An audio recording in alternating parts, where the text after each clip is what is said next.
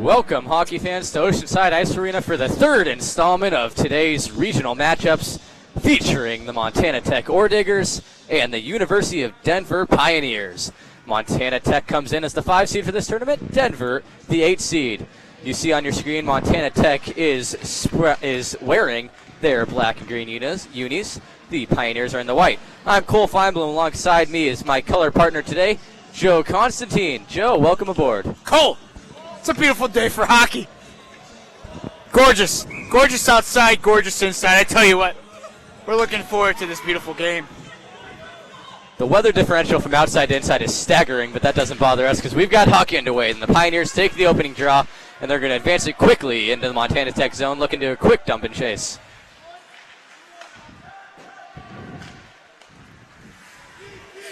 The Ore Diggers get it up to center ice and look to advance it in the Pioneer zone, but a big check along the Denver bench, and both guys go down to the ice.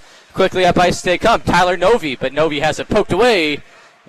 And now Montana Tech will control Conrad Smith with the puck. Up ice taken away by the Pioneers once more.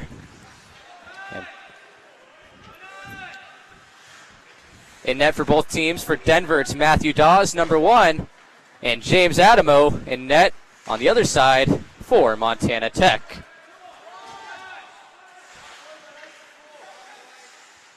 Montana Tech has the puck in the far corner. They'll send it up to the point for a quick wrist shot from the point. Blocked down in front. Rebound still loose. And the save is made by Matthew Dawes. 3 quick chances for the Ore Diggers, all denied by Dawes. And Montana Tech, Cole, getting the first real action inside their zone this game. The first minute really spent on the puck fiddling back and forth between sticks of opposing teams. Face-off won by Montana Tech, and a quick shot right off the face-off from Edward Schmalz goes wide. Rebound still loose, and Montana Tech controls. Puck loose in the slot, finally taken away by the Pioneers, and they'll attempt to clear, but it's held in along the blue line and thrown back down. Floater sent in on net, sticked away, and controlled by Denver. Taylor J will flip it up to center ice. Looking for Cesar Soto, but Soto can't control, and once again, Montana Tech takes over. Just held in at the blue line by Jonathan Miller, but he sends the shot wide. Battle down low for the puck. Montana Tech takes over, and they'll advance the puck quickly up to center ice. Kyle Soretsky has it taken away. Denver will just look to dump and get a quick change on the play. Behind the net, Duncan Brown. Brown stretch pass up to center ice, up to Daniel Morris, but Morris can't reach it in time, and it's flipped high up above the ice.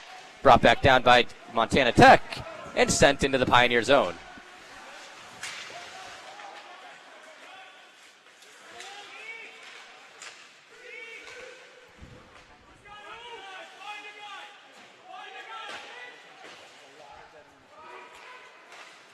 Denver advances the puck up to center ice. They'll take over at the red line. Bradley Conover sends it deep into into the Montana Tech zone.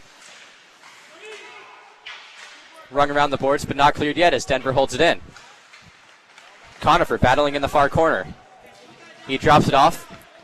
Montana Tech throwing their bodies around. They get control of the puck up to the blue line, but they can't clear yet. Shot on net by Robert Biedrins. Blocked outside to the corner. Montana Tech finally clears it out to center ice. And up until that point, Cole, Montana Tech doing a fantastic job defensively, getting the puck, not letting University of Denver get the puck towards the net there towards the end, till the end. Big check thrown there in the corner. Denver still controls. David Dredge. Dredge throws it behind the net, looking to grab his own pass. Still battling for the puck, and finally Dredge comes away with it on the near side. He'll send it up to the point. Cole Simpson. Simpson throws a wrist shot looking for a deflection up in front. But Chase Iacofono, who had a great look at that deflection, couldn't get a stick on it, and the save was made, and we'll get a stoppage of play. And Montana Tech gets lucky there that the deflection did not go in the net, as University of Denver was around the crease area for quite a while there, and the Montana Tech just couldn't get it out of their zone for some reason. Finally, Montana Tech will be able to control the puck, and they're clear of the zone. Icing waved off on this play. Giving chase is Matthew Hutchins. Hutchins takes a check as he's pinned up along the far side boards. Still battling for the puck, and he's able to escape loose. Brendan McLaughlin sends one in on net, poked away, and up comes the Pioneers. Brian Desmond has the puck poked away, and Denver's forced to retreat back out of the zone, but quickly they go once more.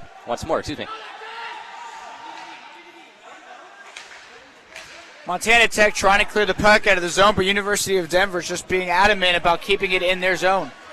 Bad turnover there from Montana Tech as Brian Desmond caught the puck and threw a wrist shot in on net right into the chest of James Adamo, and a stop to play once more. 15:57 left to go in this opening period. We've scoreless so far, and fast-paced action here at Oceanside Ice Arena.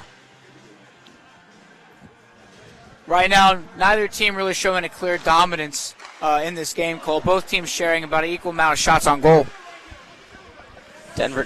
Montana Tech's able to flip it out of the zone, but quickly sent right back in on net. And Adamo's forced to cover up the puck as a few Pioneers were bearing right down on him down Main Street. Already hear a lot of chirping from the benches. That's going to go on throughout this game, as I assume. Playoff emotions are running high. Intensity gets higher. Gotta love hockey. Lose, you go home, Cole. You got to play with intensity. That's the mentality they got to adopt. It's do or die here right now. Is when you advance, you lose, it's done. The season is over, and I'm sure both teams are aware of that circumstance.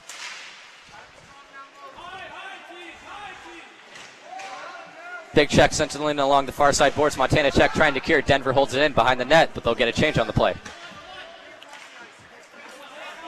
Puck sent in along the blue line, but Denver throws it right back into the zone, giving chase once more.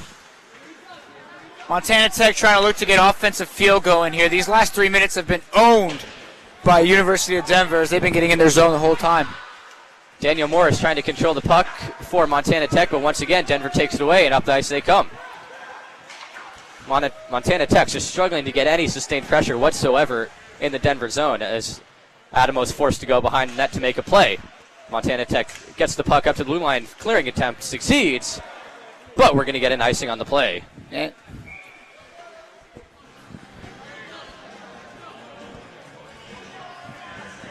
And Cole, I believe Montana Tech's going to get a penalty here. He hit a Denver guy on the boards.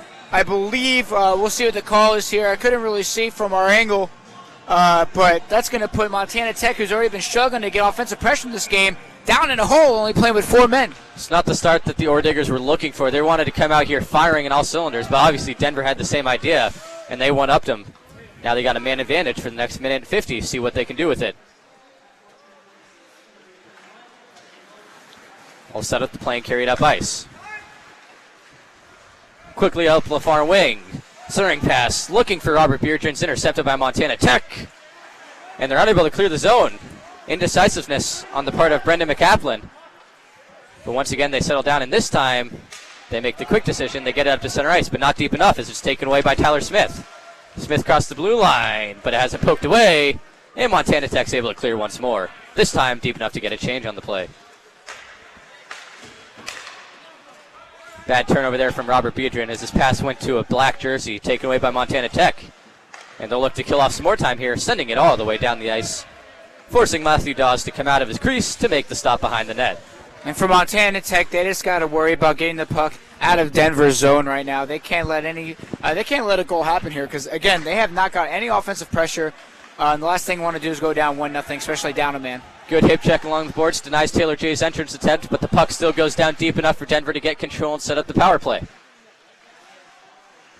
Behind the net and around the boards it goes to Bradley Conover. Conover holding in the near side corner up to the point. Cesar Soto. Soto tiptoes the blue line, gives it back to Conover, and he'll send it back down low. All the way around to Brian Desmond. Desmond gives it up to the point. Cesar Soto spotted for a one-time effort. That one goes right to the post. Denver still controls on the power play for 15 more seconds. Montana Tech takes the puck and sends it all the way down the ice. Time for one more rush on the play if they hurry. And a big clear there for Montana Tech, Cole, as they got it out of the zone. And now they're going to take it away again from Denver. Now a strong shorthanded effort here by Dunk Abbott as Abbott looks for a centering pass, but no one of his teammates are in sight, taken away by Denver. And we're back at full-strength skating here. Good penalty kill by the Orediggers. Montana Tech doing the job they needed to do there, Cole. They get out, have 5 men back on the ice. Let's see if they can get offensive pressure going. Maybe that's a little momentum boost that they needed after a somewhat sluggish start. A little bit on their heels, but right now they're forcing the issue here against Denver. Cole Simpson with the puck for Denver. He'll send it up to the blue line looking for Chase Iacofono, who cross ices it over to Michael Stevens. Stevens can't enter the blue line. He's denied entrance, so Denver's forced to retrace their steps once more. And Tyler Smith will send this one deep into the Montana zone. Risky play and a turnover in the slot, and the shot by Michael Stevens, and a brilliant save on the crook of the elbow from James Adamo. Montana Tech lucky there, Cole. They put that puck in a spot you never want to see it in front of the net. If you're the goaltender, his eyes just got really big. But he saw that puck all the way into the mid, and I tell you what, it was a nice save. Wasn't the smartest of plays from the Montana Tech back line. They're trying to split the defenders right to the left of Adamo's post. Should have just taken that one wide instead of coming up basically Main Street. As once again, Denver's just about able to hold that in the zone, but it goes to Montana Tech. And they'll set up their play. Tyler Stremka. Stremka gives it up ice, looking for Blaine Bokenfor, but it's taken out of the zone to center ice once more. Along the far side boards, Montana Tech has it poked away, but it goes right over to Matthew Hutchins. Hutchins going all the way around the boards, and instead he'll drop it off. Hutchins looking for that return pass, but it's taken away by Denver, and they'll clear the blue line once again. Iacofono battling out there, puck's flipped up high, and controlled down by Tyler Smith, and he's got plenty of time to make a decision. Smith leaves it off for David Dredge. Dredge with that beautiful flowing hair out of his helmet carries it across the red line, and he'll send it deep into the Montana zone. Back up to the red line it goes, taken away by the Pios, and they'll send it right back in. Back to play it is Adamo. He'll give it off. And Montana Tech's going to look to clear, but it's taken away by Denver. Now the Orediggers are able to easily escape the zone, get it up to the red line. But some strong forecheck pressure here in the neutral zone from Denver. And they take it away again. Now a turnover here. Coming in the slot. Some tic-tac-toe passing. The puck's loose to the point of the slap shot. Deflected high into the body of James Adamo. And he's able to make the save. And Cole, Montana Tech's kind of got into a pattern these last 6 or 7 minutes of playing good defense, getting the puck out of Denver's zone, and then coming back and playing great defense again. Absolutely zero offensive pressure, really, from Montana Tech in these last 6 minutes, Cole. Adamo facing a barrage of shots here early on in this game, just halfway through this first period, still 0-0. Much in part to the play of Adamo back in net as another shot sent in on net. Owens blocker to side.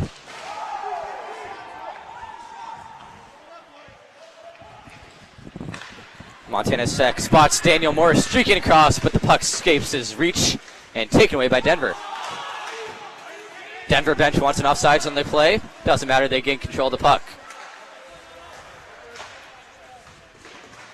A big check from behind, and that one's a penalty all the way. Both refs with their hand up. Clearly a hit from behind. Should be a cross check. Cole, if that wasn't a hit from behind, then your name is not Cole Feinblum. Because that was obvious. Montana Tech knows it. I'm trying to be as classic of a jokester as you are, but it doesn't work out as well for me, Cole. Had to think about that one for a sec. But nonetheless, it's going to be a 2-minute penalty for Montana Tech and another chance for Denver to put one in the back of the net. It's a bad penalty taken due by Conrad Smith, one of the big penalty killers on Montana Tech, standing at 6'3", a big shot blocker for the Orediggers. He'll be absent on this penalty kill. Denver looking to get their first point on the board here. 9:53 left in the first period. Cole Feinblum alongside Joe Constantine on Cronkite Sports Live here on the third game of the Western Conference Regionals for the ACHA Division II. Face-off won by Montana Tech, and they'll quickly flip it all the way down on ice. And controlled by Denver, Tyler Smith will set it up behind his own net. Cole, that dumping was the closest a puck's gone to going in for Montana Tech in a while.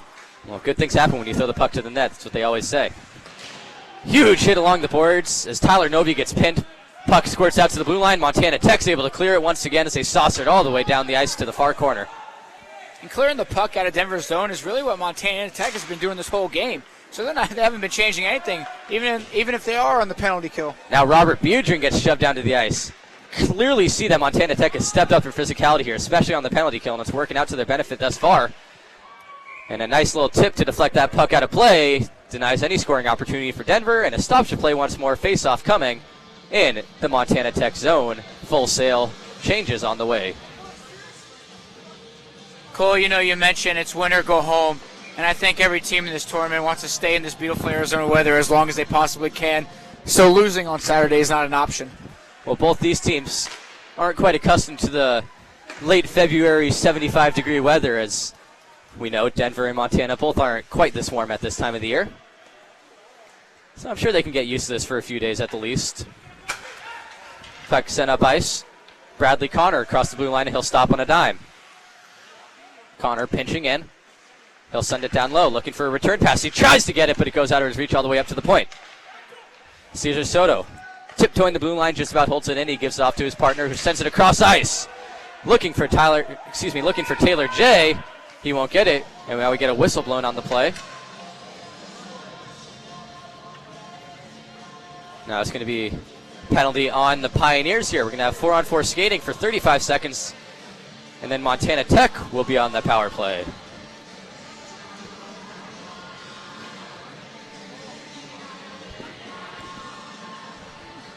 And that's something that Denver did not want to do, give Montana Tech a 4-on-4, because Denver was pushing the puck well in the zone, Cole. They've controlled the momentum for the majority of this game, but we'll see once it hits that 25-second mark where Montana Tech gets to go on the power play, we'll see if they can flip the switch here. Kyle Soretsky was going to take it up ice. Now Soretsky tries to poke it ahead, but instead it's poked away by the Pioneers. On-man attack here, we got a 2-on-1 brewing.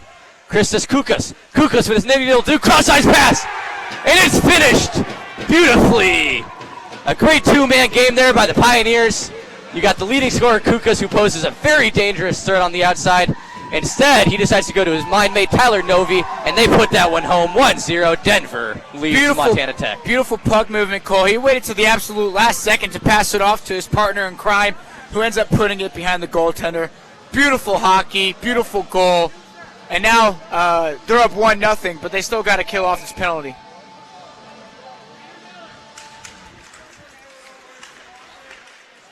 Montana Tech takes his face-off. They're on the man advantage for the next minute and 15 seconds, looking to capitalize and answer right back. Puck taken away by Peter Lawler, and he'll send one on the net. That one goes high and wide. Rebound loose, controlled by Montana Tech at the point. Puck sent to the far corner, giving chase our few black jerseys. Now a centering pass. That goes off the stick of Brendan McCaplin and all the way back, giving chase are the Ore Diggers, and they're forced to retreat. And so far this game, Montana Tech having a hard time controlling their passes, Cole. Matthew Hutchins will send that one down low, looking for Brendan McCaplin. McCaplin sends it back right to Matthews, but instead it trickles all the way back. Montana Tech basically doing the penalty kill work for Denver right now, as they're just sending it all the way back. Denver not having to work as much. Good stick work there by Soretsky. He's able to cross the blue line. Over to Sam Mitchell. Mitchell with the puck behind the net. He'll send it up to the point to Soretsky. Soretsky fires a wrist shot, looking for a deflection off the stick of Edward Schmalz, but instead it goes to the corner wide. Montana Tech still controls. Schmalz sends it up for a one-time shot from Duncan Brown. Deflected high above the ice. Knocked down by a Denver player, John Einzer. He can't clear the zone yet. Penalty time expired. We've got 5-on-5 skating.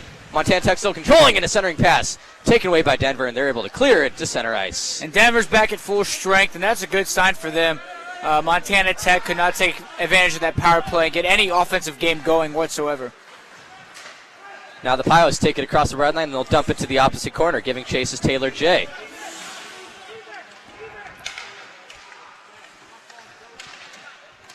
Jay and Cesar Soto now pinned up both together, and it's taken away by Montana Tech.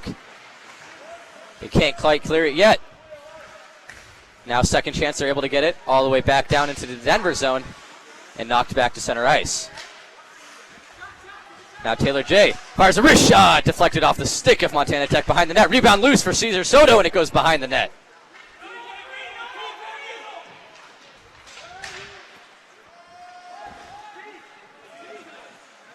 Tyler Stremka with the puck for Montana Tech. Takes it behind his own net and advances it up to the blue line. Can't clear yet. Finally, indeed, they do so. Once again, Montana Tech lacking on their tape-to-tape passing and just forcing turnovers as Denver they're able to capitalize on these mistakes.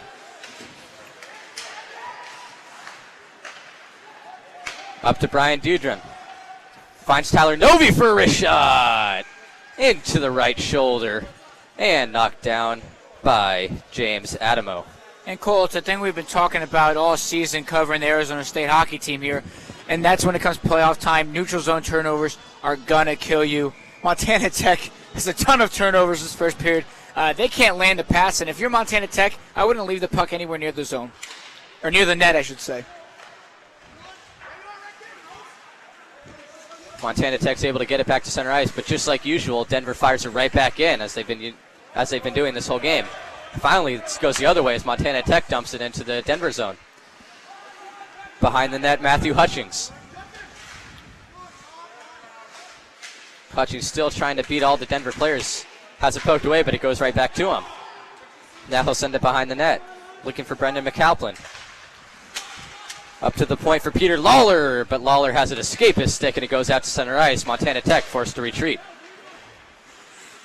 Blaine Bokenfor now. Bokenfor bumped off the puck, taken away by Denver. Montana Tech having the trampoline effect on their sticks, Cole. Everything's just bouncing right off and going to Denver. Tyler Novi. Novi evades a few defenders all the way around the net. Turns around and fires a wrist shot. It goes right into the glove of Adamo, and the net is knocked off its peg. Stoppage of play. 4 minutes and 4 seconds left to go in this first period. Denver leading Montana Tech 1-0. Cole, if Montana Tech doesn't get something going offensively soon, I don't see how they have a chance of winning this game because Denver is moving the puck well, and they're going to put a few more in the back of the net. We can't let the first period dictate the pace of the game that will happen in this next few periods. I'm sure Montana Tech will get their wake-up call. I'm sure that they might not have been ready for the pace of play that Denver came out with. They'll be ready next time. They'll be ready for the next few periods, though. I'm sure of that. That's a big check there thrown on the blue line, and Montana Tech takes over. Edward Schmalz will just throw it into the zone. Big hit there thrown by Zach Easton, and he gets control of the puck. Now Schmalz getting involved. He'll throw a check, and he gets knocked down. And we're going to get a tripping call. Montana Tech's going to go on the power play here, as Edward Schmalz got tripped behind the net. And Cole, there's a bunch of players clustered up over there, and that's a situation where if you're Denver, you cannot try to go for the puck. You're either going to trip one of your own guys, which won't hurt you, or you're going to trip one of the other guys. And that's what they did there, and they landed 2 minutes in the box. Giving Montana Tech a chance to change their game. David Dredge in the penalty box, 2 minutes for tripping. Montana Tech takes the face-off, and they'll quickly move it along over. Conrad Smith will fire pass over, looking for a deflection from Brandon McCaplin. He can't get a handle on it, and instead it goes out to center ice. Montana Tech looks to advance it once more. Denver gets control of the puck, and they're able to just to clear the blue line, and it goes out to the red line. Not far enough to get a change on the play. Matthew Hutchings. Hutchings fires a wrist shot into the stomach of Matthew Dawes, and he's able to easily smother that puck. 2:55 left to go in this first period. 1 minute 31 left to go on this power play for the Ore Diggers, trailing 1-0 to the Denver Pioneers. Cole Feinblum alongside Joe Constantine, Cronkite Sports Live. Thank you for tuning in. Cole, when's the last time Dawes saw a puck come at him like that? As long as he's seeing it as clear as that, he's going to have no problem with those pucks, handling all those shots. It's been a while. Up to the point from Peter Lawler. And again, Montana Tech just can't handle their own passes, and they're forced to come back out of the zone once more.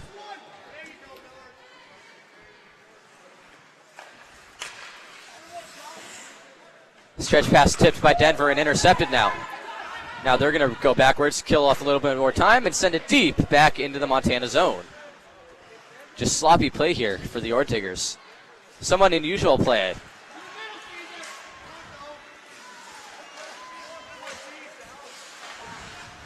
Montana Tech brought the physical aspect to the game, Cole. No question about that. But as far as abilities of getting the passes down and staying with the puck, they just haven't really done much of that yet all game. And that's something they need to do, especially going into these next two periods. And physicality is just a small part of the whole aspect of the game here. Montana Tech is hitting, but they're not finishing anything else. Can't connect any passes. They barely got a few shots in on Dawes. Dawes hasn't really been tested as of yet. Still on the power play here for the next 30 seconds as Kyle Stretsky's pinned up along the boards.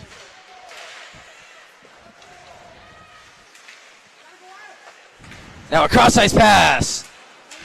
Trying to find the trying to find the stick of Edward Schmalz, but instead it's intercepted by Denver.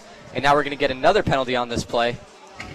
Heading to the box is Kyle Stretsky, 4-on-4 skating for 14 seconds. And then we're going to see a power play for Denver. Haven't seen a lot of full-strength skating in this game. A lot of penalties thus far in the early going. A lot of penalties and a lot of unnecessary penalties if you're Montana Tech. We've said it time and time again this first period. Is any penalty necessary? Huh? There's no really necessary penalty. Exactly, but we said it time and time again this period, and they're not getting any offensive flow going, and these penalties are just not helping them do any of that at all. Puck slapped around the net, taken by Montana Tech, but they're unable to clear. Cesar Soto holds it in along the blue line. This time goes all the way down the ice. No icing on the play. Cole Simpson, my namesake on Denver, takes the puck, and he'll carry it up ice. Up to the red line and sent in by Cesar Soto around the net. Played by James Adamo, and he's going to bring it around the boards, trying to clear it himself. Held in along the point. Taylor J giving battle. Now up to the point for a wrist shot. Through traffic, deflected just wide. Dangerous deflection there, trickled just right of the post. Under a minute left to play in this period. Denver leading 1-0 over Montana Tech. Pass just held in along the blue line there by Tyler Smith, and it's sent back down low.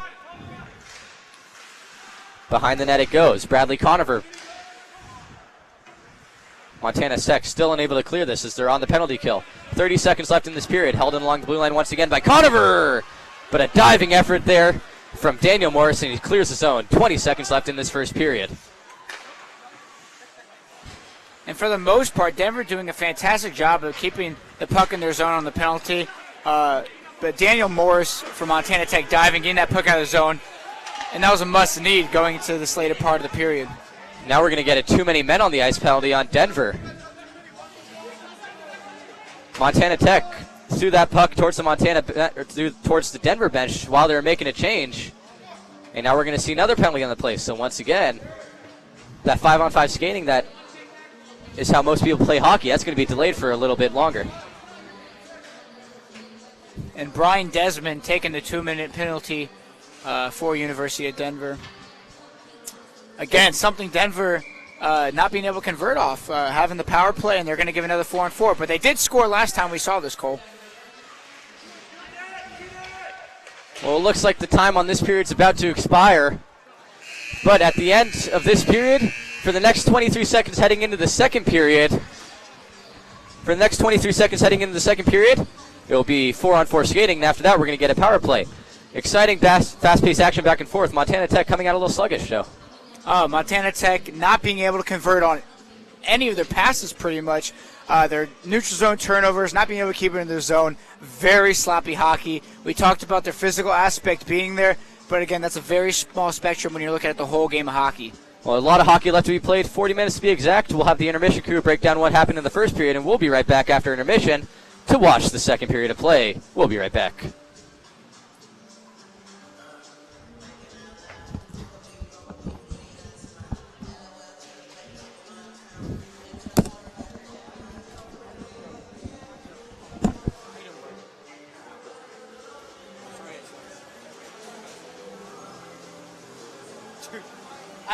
The thing.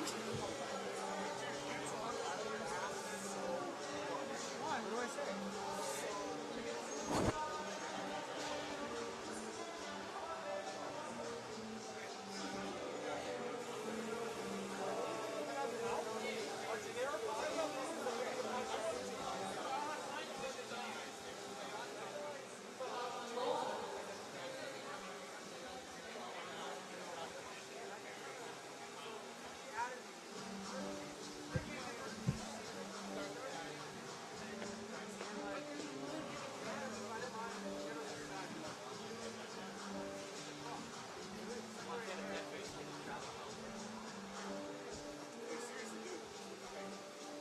Like Notre Dame football.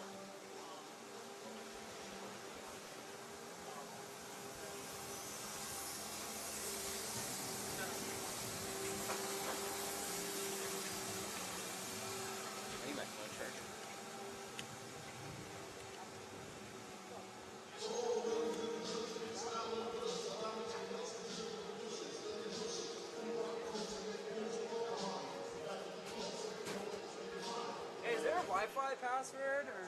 Yeah, it's like I think it's development or something. The network? No, second last. Yeah, it's like Any cop? No. Yeah. It sucks though. Sometimes it'll work, but sometimes you can't.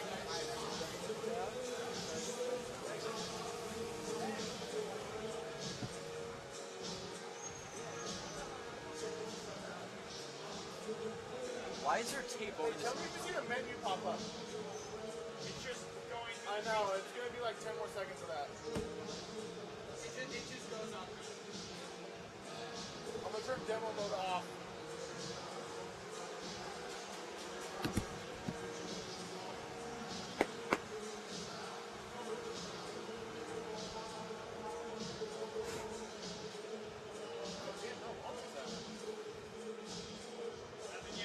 What? You know what? Give me that other camera.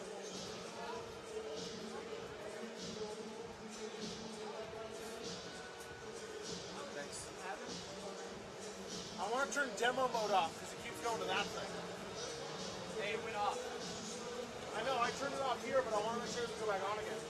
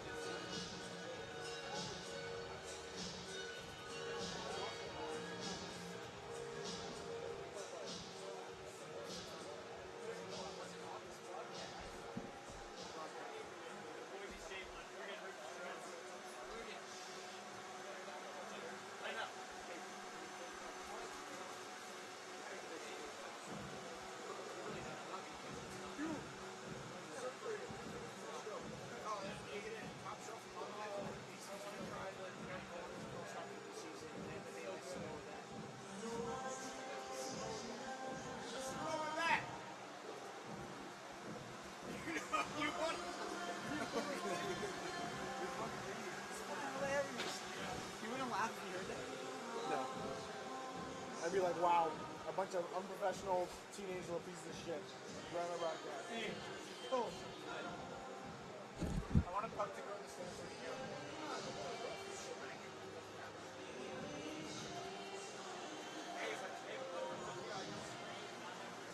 No, I'm still going.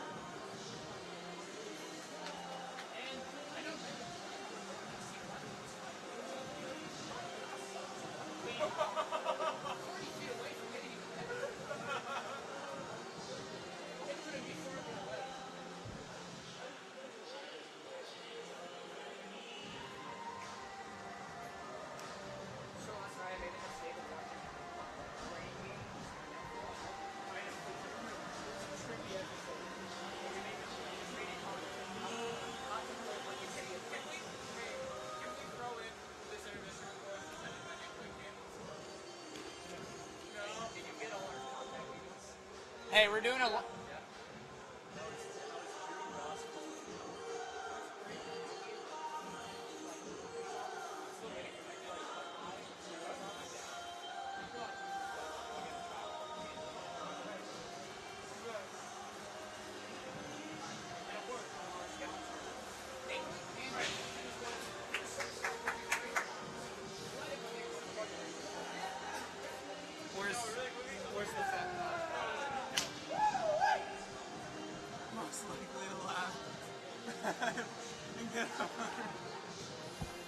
That's really funny.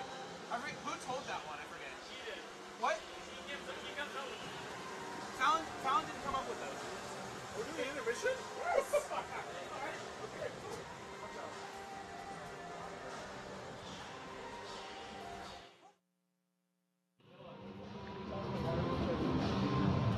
You want me to toss your towel afterwards? On camera.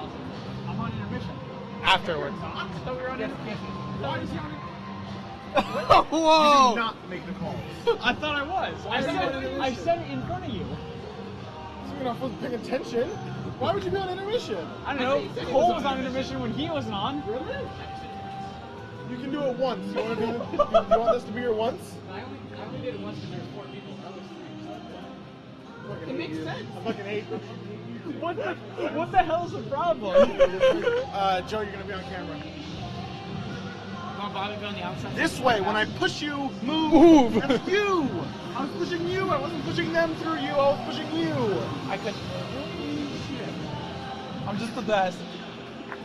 Can I turn it? Not yet. Not yet. Not yet. 3, 2. Hold on. And turn.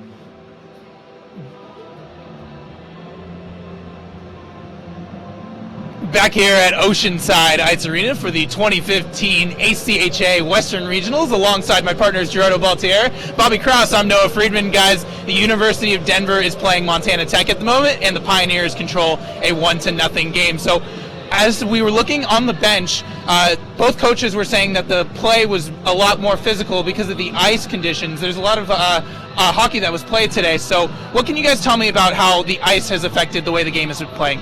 Well, I mean, the ice is always the ice. The Samboni fixes everything, but there's not much it can do. So basically, they just have to compromise the players. They just have to see how the puck is basically rolling down the ice and just compromise and fix that. Yeah, it's absolutely about compromising, and what every coach will tell you is that it's the same for both teams. So Montana Tech and Denver, you're going to play on bad ice occasionally, so you're going to have to, like Gerardo said, compensate for it, adjust your style to it. It's annoying. You want to be able to play on fresh ice whenever possible, but it's something that they'll have to adjust to. I don't think it's going to be that big of a problem. Now, Bobby, the Pioneers scored that one goal on a shorthanded goal by Tyler Novi. You said that they were really dominating the way the first period was playing, but what else can you tell me about how Denver has been playing in that first period? Well, they've just been playing an active game. What I mean by that is that they're being active with their sticks in the passing lanes of Montana Tech, not allowing tape-to-tape passes to get their defenseman out of position. Matthew Dawes in net has been playing outstanding when called upon. He's been keeping pucks out of the net, obviously a 1-0 score for Denver, and a shorthanded goal is always a momentum builder for your team. So overall, it was a great first period for Denver. Gerardo, Montana Tech had 4 opportunities where they had a power play and they could not convert. What does Montana Tech need to do going into the second period to be successful? They just need to step it up. They need to bring the pressure. They need to remember they're an 18-win team. Only lost 4. I don't think they want to make this their 5th loss. They need to come back, put some pressure, start forward checking, and just get some nets, to get some pucks behind the nets. 20 minutes in the books here at Oceanside Ice Arena. We'll be back with the second period of play. Cole Feinblum and Joe Constantine have the call. For Gerardo Baltier, Bobby Krause, Noah Friedman from Oceanside Ice Arena with our score once again. The Denver Pioneers 1 and Montana Tech 0. That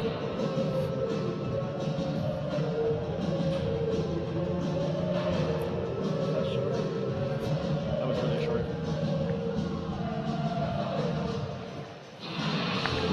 Why the fuck are you asking about the ice? Because the ice is... It's the ice. I love it. Was it yours? You responded first, right? I responded. And he was like, well, the ice is the ice. And it's like, yeah, don't ask about the ice. And you don't need to do an outro like that. Because they're gonna see you 2-3 more times this game. You just say Cole and Joe on the call. You know, we'll be back next intermission. Cut. Not too long. Good work though. Hey, did you cut out the mic? No. Why is it one of those lines?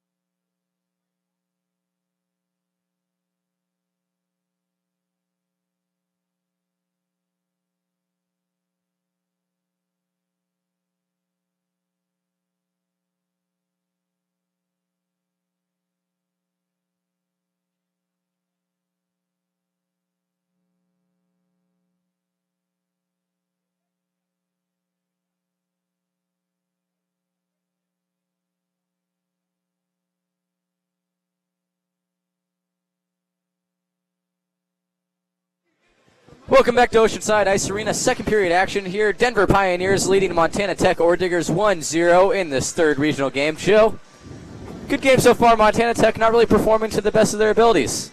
No, Montana Tech is a team who's beat Arizona State this year, handing Arizona State 1 of 4 losses so far this season.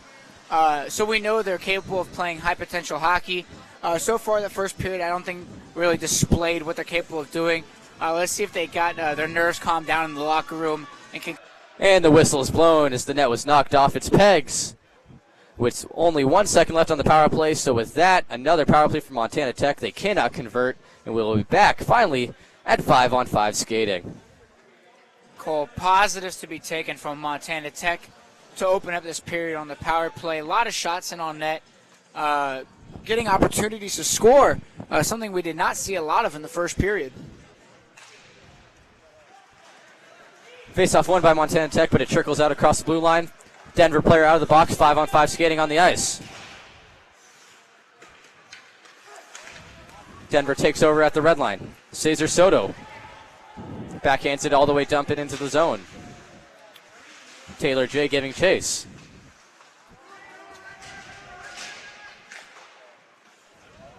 Now the puck slapped all the way down, just wide of the post. And an icing is called on Montana Tech. Face-off all the way right back down in front of James Adamo.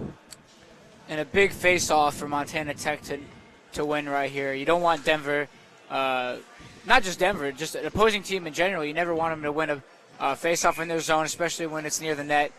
Big face-off coming up here. Battle for the puck. No clear winner as of yet. But it goes over to the Pioneers and a chip over the net to the corner.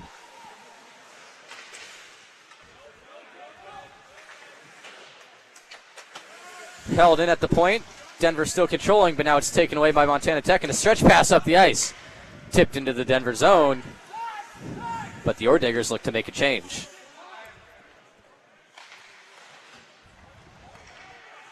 Now a turnover taken over by the Ore Diggers. Dredge flips that one into the Montana Tech zone, not deep enough to get a dump and chase. As Montana Tech throws that one in the zone. Controlled by the Pioneers now. Up ice and tipped ahead by Tyler Novi. Novi pressuring Dunk Abbott and a turnover.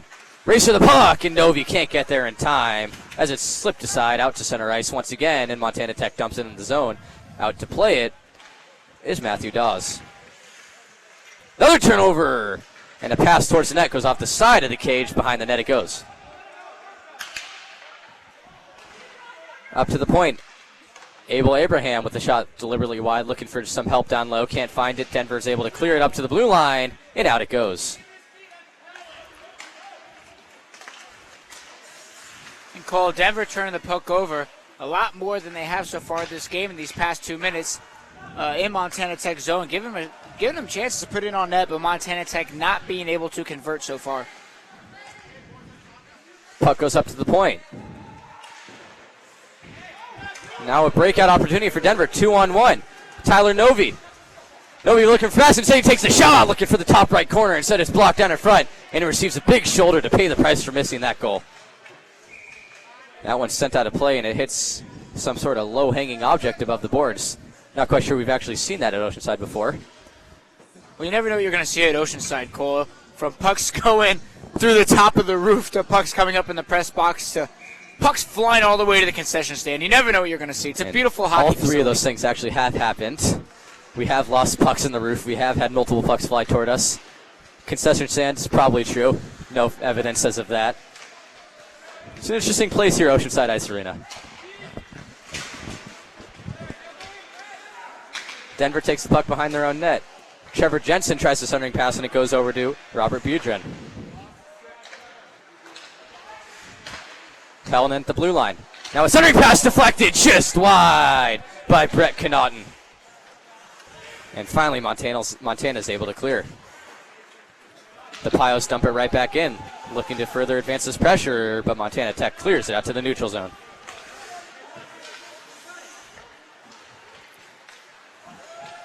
Pass up the head to Daniel Morris, but Morris has it poked away, taken over by the Pios. Run around the boards, brilliantly held in at the blue line there.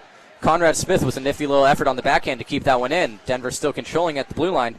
Taking over, Peter Lawler. Lawler pinching down low. Tries to deke to evade a defender, skates in and fires a wrist shot. Low and easily controlled by Matthew Dawes. Another stop to play. 6 minutes exactly into the second period. Still 1-0, Denver leading Montana Tech. And Cole, you got to feel bad for the person who's keeping the time of possession stats in the second period because the puck is changing hands so fast and so many times in this period. You have no idea who has it half the time. Face-off won by Denver, sent down low, controlled, and brought up ice.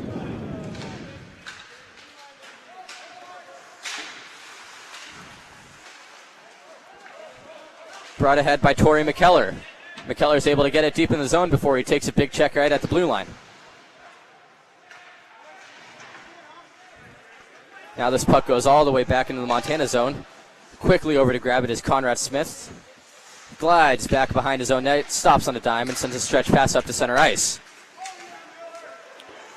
Now we're going to get a penalty on this play, as it looked like Jake Sharon basically drew 2 penalties, and we'll see if he gets 2 to the box. This could be interesting here, as there might have been 2 tripping penalties on that play. I just don't know what the coach was calling for there. But it appears it's just one man going to the box, and that man is Tyler Young, and he's going to get a slashing call. 13:21 left to go in the second period. Montana Tech on the power play looking to tie things up. And Denver lucky there, Cole, because it did look to be 2 penalties on that play, which are giving Montana Tech a 5-on-3 and a chance to score finally. Quick face-off win. Wrist shot sent wide. Puck goes all the way to the point. Held in by Blaine Bokenfor. Up to the point and down low. Brett McAlpin. McAlpin still holding on to it. Now he'll send it back down low for Bokenfor. Bokenfor pinned up along the boards, loses his stick, and now the puck goes to the Pios. Taken back by Montana Tech. Puck loose, brought down by Montana Tech, and they control it once more, still in the Denver zone. McAlpin with the puck. Up to Conrad Smith for a one-time shot, but he whiffs on the effort, and it goes all the way to the corner, still controlled by Montana. Cross ice quickly over to Peter Lawler. Lawler sends it down low, looking for a deflection, but it's covered up by Dawes once more. And Dawes holds on to that shutout. 0 on the score sheet thus far for him. And Brandon McAlpin right there in the crease area, trying to put one in on it for Montana Tech. But a great job of smothering the puck by Dawes and gets the face-off.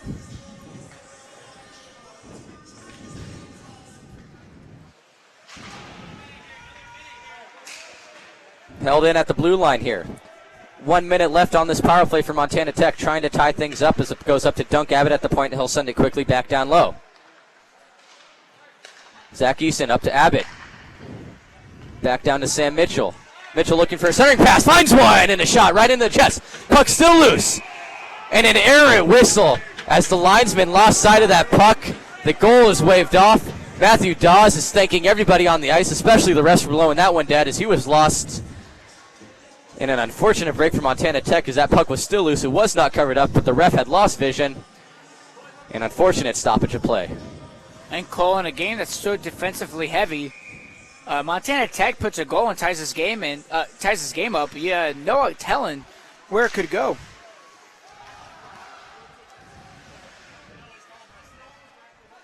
Now Montana Tech forced to touch the puck as it was played with the high stick.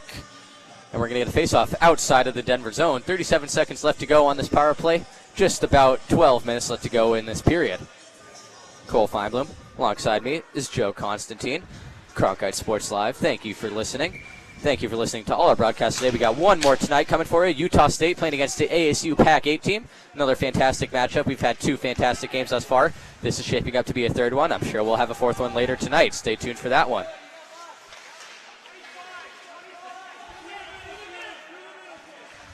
Kyle Soretsky can't get the puck off his stick, and now he's getting forechecked by David Dredge. Dredge with some heavy pressure. Soretsky trying to dance away from it. Eventually gets away, and he's able to advance the puck up to center ice. Over to Sam Mitchell. Mitchell centering pass, poked away, goes up to Abbott. Abbott with a slap shot, blocked down by the knee of Dredge, and it goes all the way out of the zone. Denver players out of the box. And now we're going to get a delayed penalty here on Montana, and they touch up. Whistles blown, tripping. And now Denver's going to flip the switch and go on the power play here. Man advantage for the Pioneers. And not only does Dredge have absolutely fantastic hair. Oh, it's magnificent. It is a beautiful lettuce, as you would say, Cole, but he has fantastic defense. Great job pressuring Montana Tech, not letting them get any offensive flow going there with 10 seconds left in the power play. And then he knocks it out of the zone. Funny you use the word flow as you're speaking of David Dredge, because that's what he has. Oh, beautiful flow. Denver trying to pull the puck in the Montana Tech zone. They can't do so, and it's cleared all the way down the ice.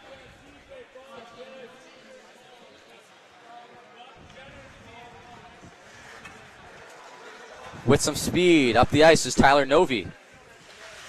Novi banks one off the end boards, around the net it goes. Christos Koukas with the starting pass. And now Novi with the shot goes wide. Over to Trevor Jensen. Now back up to the point. Takes slap shot, goes down to Novi. Novi's shot is blocked down in front. Puck loose, battle for it. Two diving bodies, and the one in the black jersey wins the battle, and it trickles all the way back to Matthew Dawes. Montana Tech trying to get something going here with only a minute left. Or I should say Denver trying to get something to go here. Montana Tech trying to clear the puck out of the zone as best as they can, but Denver keeps pressuring. Pioneers slip it into the Montana zone. Giving chase is Christos Koukas, the leading scorer on this Denver team. Over to Cole Simpson. Simpson shot blocked down by the leg of Brendan McAlpin. Still held in by Denver. Down low to Brian Desmond. Now around the net. Taylor J with a centering pass, and a one-time shot goes wide of the net over to Cesar Soto. Denver still controlling here. 20 seconds left to go on their power play. Cross ice over to Simpson. Simpson drops it off for Soto, who gives it right back. Soto holding. Now he sends it across over. Taylor J. J has it poked away, and it goes out of the zone. Denver's forced to retrace their steps. And Montana Tech's going to clear it one last time on this power play. And we're going to give you back at full strength right now.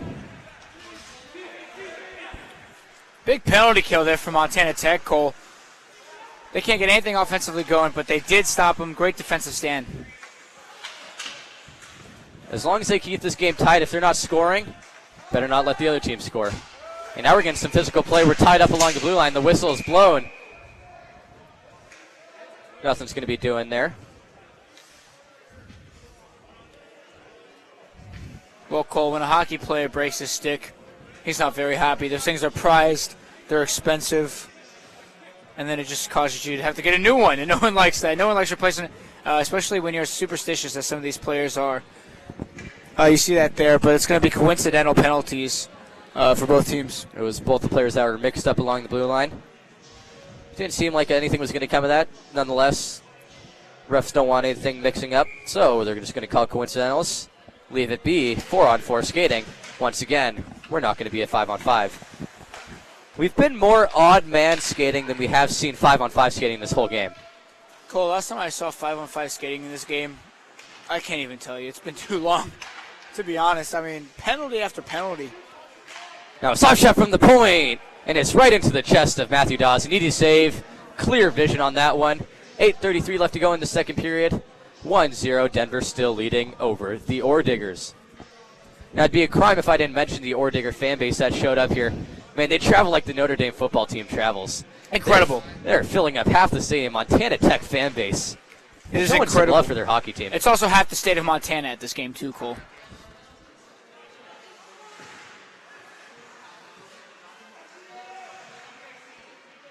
Edward Schmalz. Schmalz up to the point for Abbott, who fires a quick wrist shot. Blocked down in front before it even reached Dawes. Beaten up to Novi, who tips it ahead and said it's intercepted. Dunk Abbott. He'll send it down low into the Pioneer zone. Behind the net to play it is Dawes, and he'll ring it around the boards up to the blue line. Held in there by Soretsky. Now Denver takes over. Christos Koukas sends it along for Novi. Novi can't handle the bouncing puck, and it's intercepted once more. Zach Easton, dump in attempt right off the stick of Dawes to the corner. Up to the blue line, just about held in by Conrad Smith. Now an odd man rush here. 3-on-2 developing. But instead, Denver just stops to look for a change. Tired bodies on the ice, understandable. 4-on-4 skating, more free ice, quicker pace of play. And that puck is flipped into the low ceilings as you see chips come off the ceiling. As we said, everything unexpected will happen at Oceanside Ice Arena. Well, Cole, if you've gone to 1,000 hockey games in your life, make that 10,000. There's a lot of things when you come to Oceanside Arena that you would have never seen in those 10,000 hockey games. Consider like a light fixture coming down. Like 10-foot ceilings above the ice. A ceiling that looks like it's straight out of a UFO. But you know what? People love this arena. They flock to it. It's homey. It has that homey feeling. Great staff, great people that work here. They love the Oceanside Arena. As the refs do what their job title says to do, they clean up the ice. And they'll hand it over to the booth where the penalty box monitor will take care of the rest. Face-off in center ice, 7:18 left to go in the second period, controlled by Montana Tech. We have 4-on-4 skating for the next 30 seconds, stemming from coincidental minors roughing at the blue line.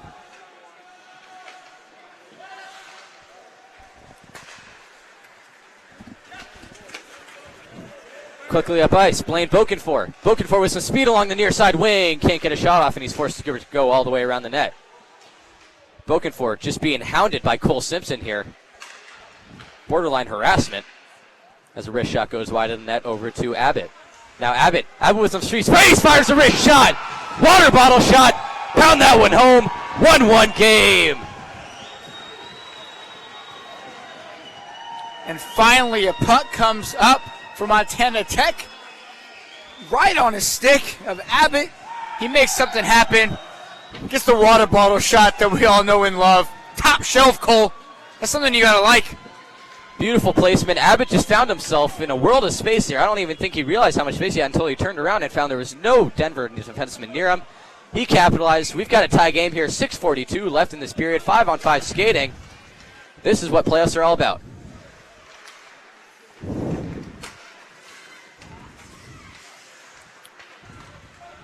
Taken over by Zach Easton, and Easton takes a huge check at center ice. What an open ice hit there by Tyler Smith. And now Easton makes Smith pay. Back and forth, 2 huge hits. That's hockey, you just got to appreciate it. Both players do as they give each other a friendly bump on the way by. Cole, there is no greater atmosphere or game-like play than playoff hockey at any level. There is no love lost between teams in the playoffs. No, it's one of the most beautiful things to watch as far as sports go, Cole. Puck tipped at the Denver. Tyler Novi, but Novi can't get a handle on it, and it's taken away by Montana. You can feel the excitement level in this building just growing as the pace of play is just getting faster as we go along. Now some place in the slot. Shot blocked down by Denver. Chipped ahead to Novi. Novi blocks down with his hand. One-on-one skating. On his backhand. Tries to flip it to the far post, and it goes just wide.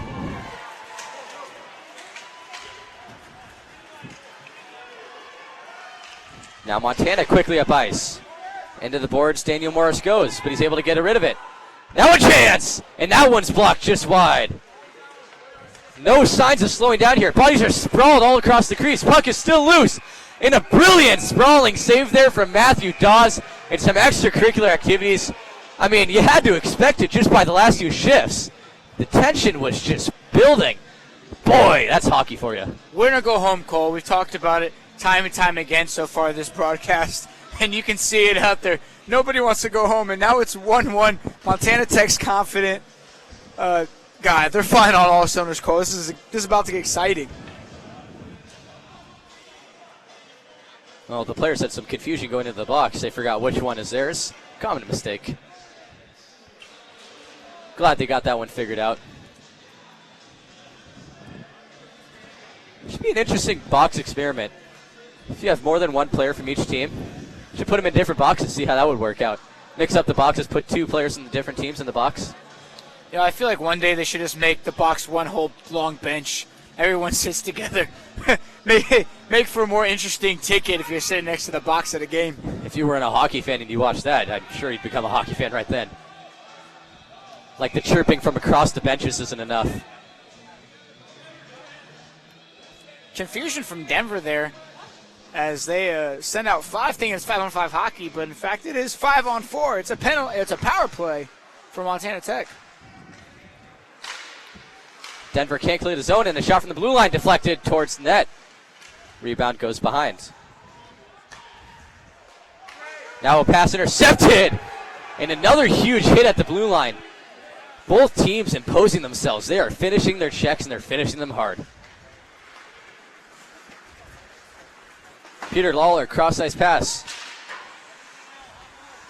Trying to find Blaine Bokenfor, but instead it's tipped away, and ahead comes Conrad Smith now. Smith drops it away for Bokenfor, but Bokenfor has it tipped away. But quickly there is Brendan McCaplin. Held in at the blue line, just barely. And this time, Denver's able to clear the zone, and it's going to trickle past the red line. 4:30 left to go in this period, a minute left on this power play.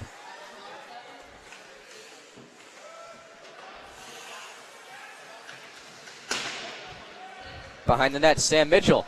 Mitchell, puck loose in the crease, excuse me. And now Denver's able to control it and send it out. Aggressive play there. James Amado came out of his crease to make that pass. Edward Schmalz. Schmalz at the blue line, drops it off for Kyle Soretsky. Soretsky loses the handle, and it's sent all the way down, right on target, where Adamo wisely puts his glove down behind the stick. As we saw a few days ago, Corey Crawford of the Chicago Blackhawks decided not to put his glove down behind the stick, and we saw how that worked out. And Corey's one of the best goaltenders in the National Hockey League. He wound up number 1 on the not top 10 plays. And it shows you that anything can happen no matter how good you are at the sport. So, kids, baseball, use 2 hands when you're making a catch. Goalies in hockey, get the glove behind the stick. Don't hot dog it. Just because you're in the pros doesn't mean you're that good.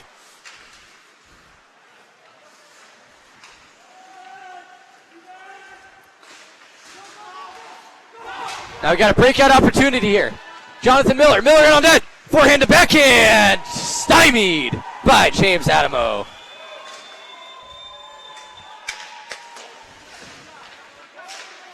Now a shot deflected, but able to react in time is Adamo, and will finally get a stop to play. 3 minutes and 7 seconds left to go here. Everyone out of the penalty box once more. 1-1 is the score. And Adamo making a heck of a save there off a awkward deflection. Kind of floated up there like a knuckleball. Doing a great job so far. Seeing a lot of shots from this Denver team. Well, the intensity is definitely picked up. It's clearly evident in this period as opposed to the last period where Montana Tech was a little bit sluggish. Not so much in this one. Brendan McCaplin pinned up along the boards, trying to control the puck. Doing a good job as he's shielding it away thus far. Loses it over to Blaine Bokenfor for his team. Bokenfor on his backhand, tries to chip one, and it goes over the net, out of play.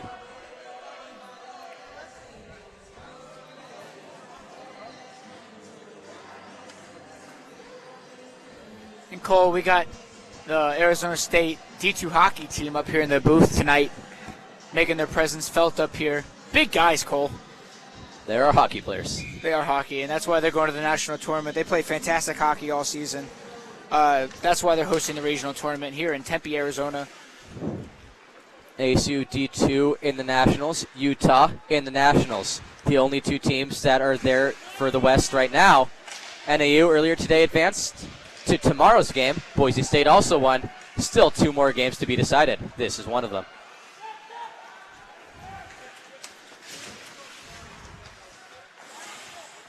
Two minutes left to go in this period.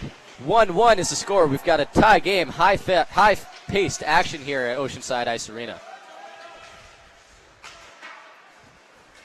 Puck sent up to center ice, controlled by Denver.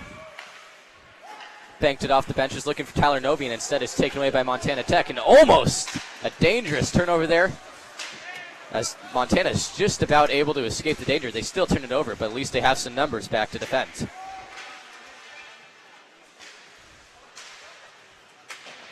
Sent up to the blue line and cleared out to the neutral zone and back into the Denver zone. And a good clear from Montana there. If they didn't get that out of the zone, Denver would have had a very good shot at putting one in the back of the net. Tyler Young will drop it off behind the net for Tyler Smith. Smith sends it around the boards. And Denver's able to clear it to center ice. Taken away by Kyle Soretsky. Soretsky takes a big check from David Dredge, but he's able to get rid of the pass just in time. And Montana will dump it and make a change on the play quickly on the fly. Taken away by Bokenfor. Bokenfor across the blue line, gets pickpocketed right there. And up ice they come. Dallin Eklund with the shot off the chest, rebound loose to Dredge, and Dredge can't put it home. And Adamo corrals the rebound. 52 seconds left in this second period. 1-1, Montana Tech and Denver all knotted up. Cole Feynman alongside Joe Constantine here at Oceanside Ice Arena for the third game of these Western Regionals. Cole, you gotta like what both teams are doing in this period, though. Pressuring the puck a lot more, and Montana Tech making a lot more interesting hockey game in the second period. Pass up ahead. Matthew Hutchings, but Hutchings can't get that one knocked down. He still controls it in the corner. Sent up to the point and then right back down. Now it's intercepted by Denver. Quickly up ice they come. Bradley Conover. Conover tries to get rid of the puck.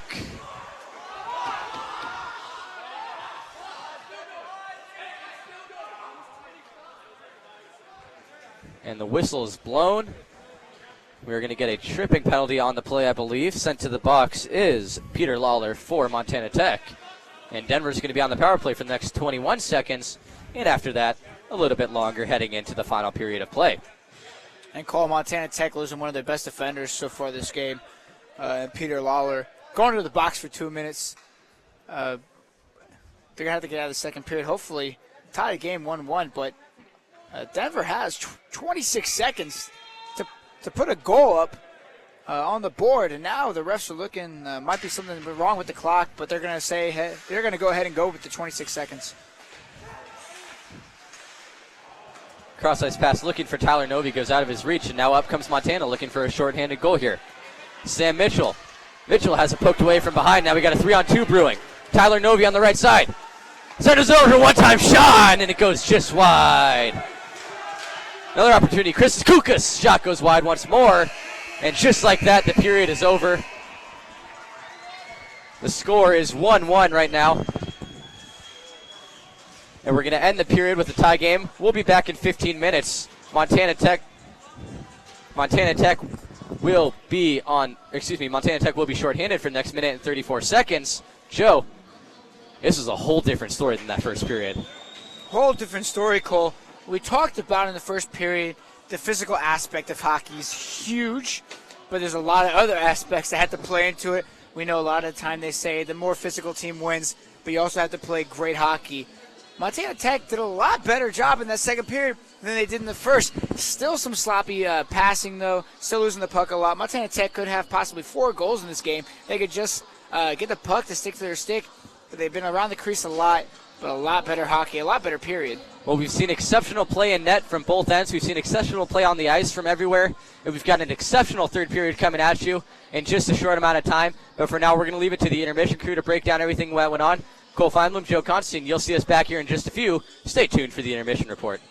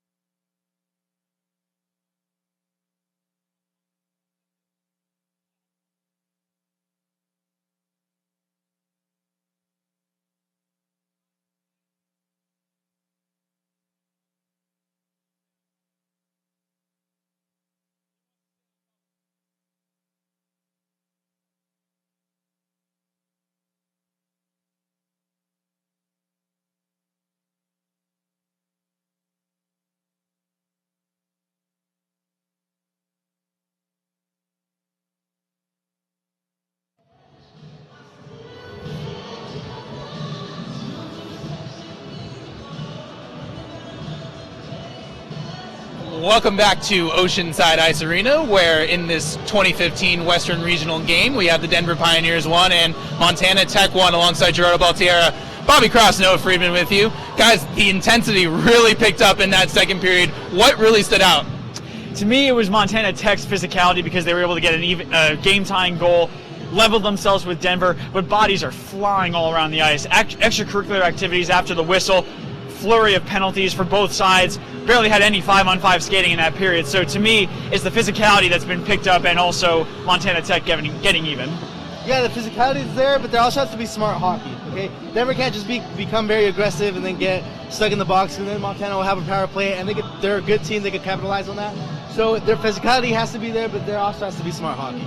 Yep, like you said, Bobby, Montana Tech captured a goal in that second period. Dunk Abbott, number 6, he had 6 games under his belt and only 7 points to show for it. It's really unexpected, but how did Montana Tech really ramp up the intensity and really just make a name for themselves in that second period? I really think it was because they got in on their forecheck. They were finishing their checks in the offensive zone, knocking the Denver defensemen off of their bodies, off of their assignments, and it opens up because while the forecheckers were going on down low, Montana Tech was involving their defensemen from the high point, getting shots out from far, maybe trying to get a screen out in front of the Denver goaltender. It was overall a great forecheck for Montana Tech. Yeah, I can't say it better. Montana brought the pressure. They came in, Dunk was able to score the goal, and it was just a great goal, and basically it was a great goal. Now, Denver has a chance to capitalize here in this third period. What do they really need to do going in to try and take this game away from Montana Tech? I think they have to match Montana Tech's physicality. They got to bump Montana Tech's defensemen off their assignments, try and cycle the defensemen in. It's really, they have to do the exact same thing that Montana did. The offensive pressure was basically even in that period, but I expect, if anything, the physicality is going to go up. This is playoff hockey. No matter what level you're playing at, playoff hockey is intense, and going into the third period tied at 1, the next goal to go in could probably be the game winner. So physicality is going to go up. Both teams have to get in on their forecheck. Yeah, no, Denver has to play like they did the first period. Of course, Denver does have 10 wins, 10 losses, but don't let that record confuse you. They're a great team. They're still in the game, and they just have to play how they played in the first period, keep possession of the puck, and just score some goals. Now, guys, third period is coming up. We have one more period to play. What do you guys expect going into the third period? What are our predictions? What is the score at the end of this one? I'm going with 3-2 Denver. I think we're going to see some goal scoring. I think the physicality is going to open up some scoring chances. We'll get some goals from both teams, but 3-2 Pioneers. Well, this happened last game, as you know. Weber State versus Boise, and Boise came back, and the momentum, they capitalized. But I don't think Denver's going to let Montana capitalize and have their momentum. I think Denver's going to come back. I think it's going to be a 2-1 Denver win. We have a great crowd on hand. Montana Tech really bringing out their crowd. Denver also really doing a great job trying to pump up some noise in this arena. Alongside Gerardo Baltier, Bobby Kraus, Noah Friedman, Joe Constantine, and Cole Feinblum will have the call of the third period when we come back.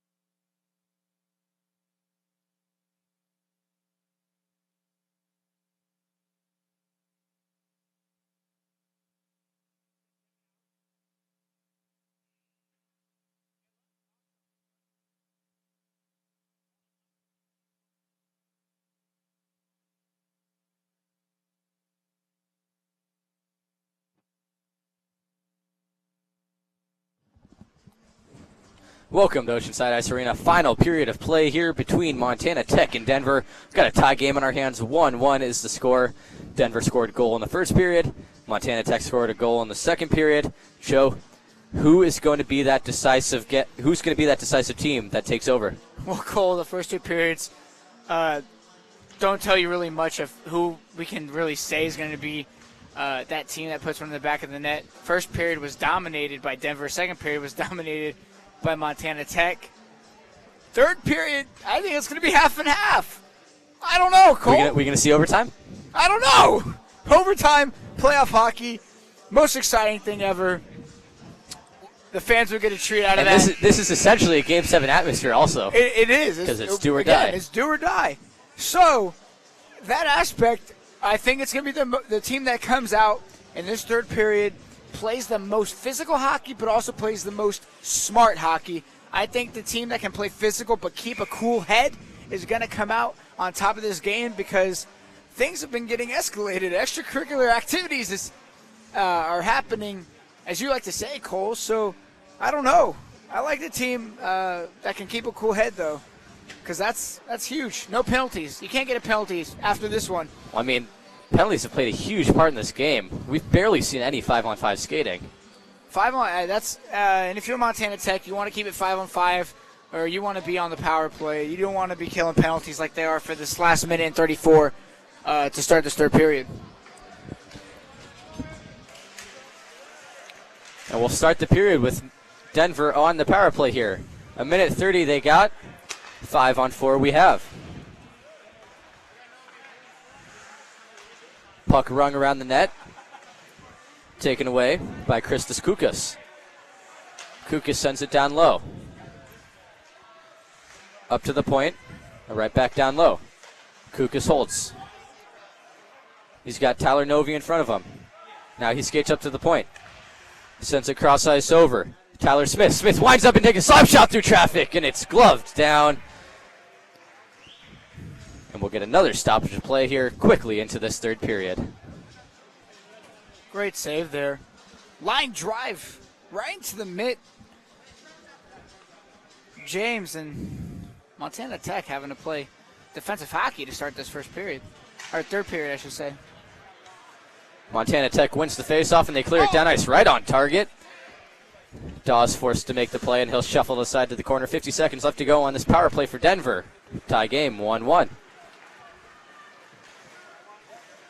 Stretch pass just out of the outstretched arms, and it goes right back to Christos Koukas at center ice, and he'll carry it across the blue line. Koukas with some speed, splitting everyone on the team, and he'll take it himself, and he almost slotted it 5-hole, but instead it was sticked aside, not cleared yet, though. Across the blue line, but cleared by Denver themselves, and they're forced to get on sides here. 20 seconds left to go on this power play. Montana just killing off some time here, so they're going to send it all the way down the ice. Montana Tech doing a good job right here of clearing the zone. Something they haven't been really able to do on the penalty kill so far, but credit the goaltending of James, who saved them a lot this game, Cole. Both netminders are playing exceptionally well back in net as the puck sent down low in the Montana zone. Back 5-on-5 skating here. We're full strength on the ice. And just like that, we're not going to be at full strength anymore. Another penalty is going to be called.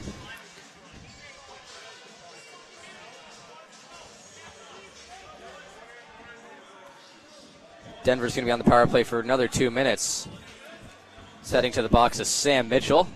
And Cole, before this 7:15 game tonight, they're going to have to change out the benches in the penalty box. They're getting tired. Having a lot of weight on them this game. You're going to have to towel them down or something. 5-on-4 skating. Denver with the man advantage here. 18:20 left to go in this final period of play. Denver trying to gain the edge here, get a 2-1 lead. But Cole Simpson can't hold that firing pass on the blue line, and it goes all the way down behind the net. Werb Dawes is there to play it.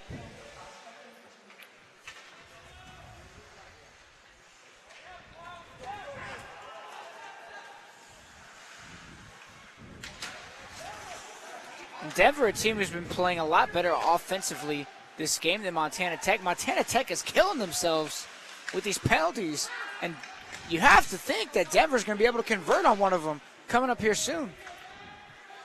Taylor Chase sends the puck into the Montana zone. Around the boards it goes, and cleared by Montana once again out to the red line. Minute 15 left to go on this power play for the Pioneers.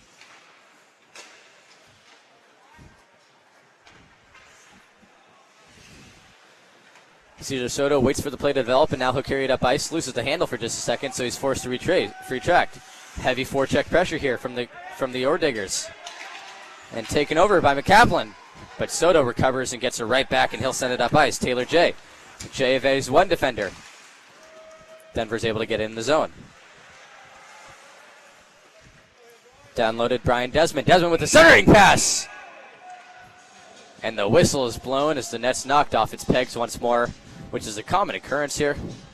An unfortunate occurrence at most times because the whistle is blown at unfortunate stoppages usually when the puck's loose in the slot. Fortunate for Montana Tech, though. Unfortunate for Denver because that puck was fiddling around near the crease area. And you never like to see that, especially for the opposing team. Face-off won by Denver. Pass through the legs of a Montana defender, and the shot goes wide once more. Over to Tyler Novi. Novi trying to get a turning pass, but it's deflected out to the point. Still held in by Tyler Smith. Smith drops it off for Kousas. Back to Smith with a one-time shot, and that one's deflected in. And just like that, Denver gets a 2-1 lead, and they're right back in this. They're looking to go play some more hockey tomorrow. And Cole, Montana Tech killing themselves. We are 3 minutes and 22 seconds into this third period, and Montana Tech has yet to play with 5 guys on the ice. A big power play goal there for Denver. Finally, one of them went in. And they get a 2-1 lead here. 16:34 left to go in this third period. Puck sent in on net, covered up by Montana Tech.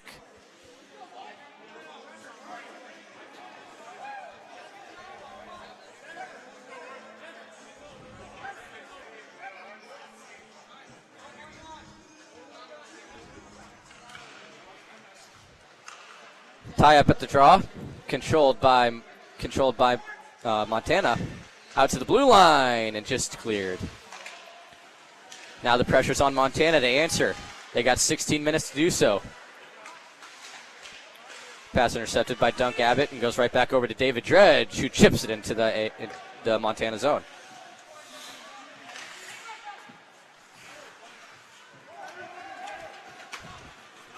Poked ahead. Montana with the backhand centering pass. Covered up by Matthew Dawes.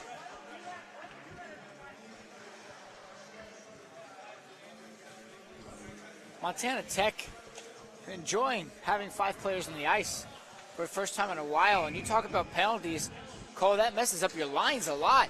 Only having 4 guys on the ice out these last 10 minutes especially. Now a centering pass taken away by Denver, and they'll look to clear the zone as the backhand chips it up to center ice.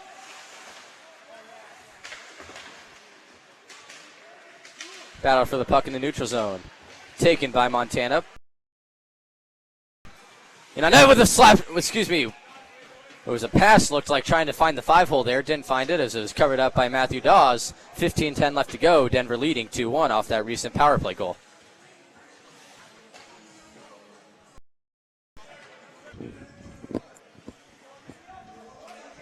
Face-off won by Montana Tech, and a quick shot through traffic blocked down in front. There from Denver, and they're able to clear the zone out to center.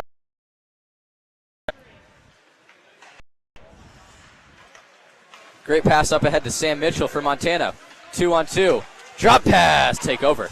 Knocked off its moorings. 14. Does it look like Dowse had the puck wrapped up there, Cole, in his possession, but he let it go. And then the net comes off the pegs, as you said. Happens a lot here. Big break for Denver, though. Montana Tech was pressuring in the crease area.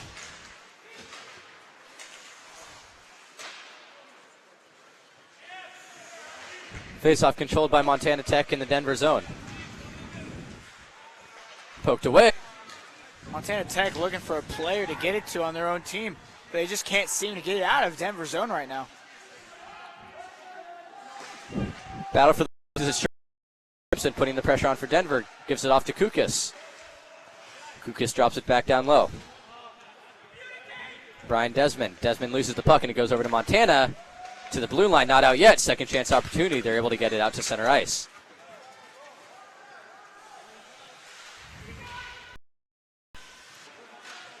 Now the other way.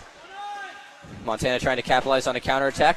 They can't do so. Now we're going to get an icing call on the play. Excuse me, icing is waved. Daniel Moore.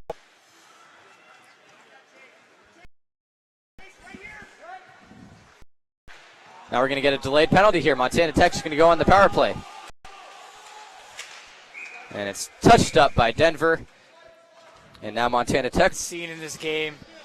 I don't think we've seen it all this game. 5-on-5 hockey for 5 minutes. That's incredible.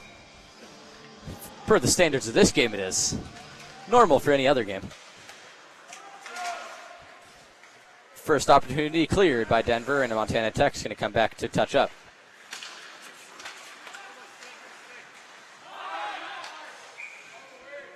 And that puck is played with a high stick, so the faceoff's going to come back down in the. Mitchell drops it off for Zach Easton. Up to the point to Abbott. Back down low. Mitchell shielding away. Chips up to Abbott at the blue line. Tries a quick wrist shot through traffic. Glove to side. Rebound loose. Wraparound attempt. Cleared by Denver. Aggressive stretch pass. Denver caught in a change and goes to Abbott. But a good strong back check there by Chris Kukas. And now not a very smart penalty on the part of Dunk Abbott, as Chris Kukas, pretty smart play there. He drew that penalty. He knew what he was doing. He knew he was instigating something. Abbott gave in. And now did not need at all. Abbott.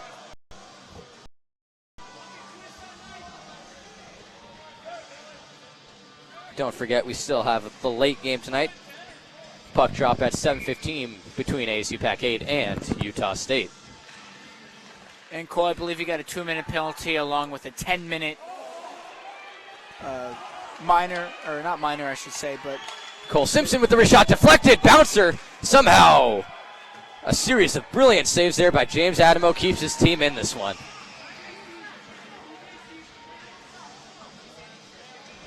The Montana crowd appreciates the effort there. They were on their feet cheering for him on that one.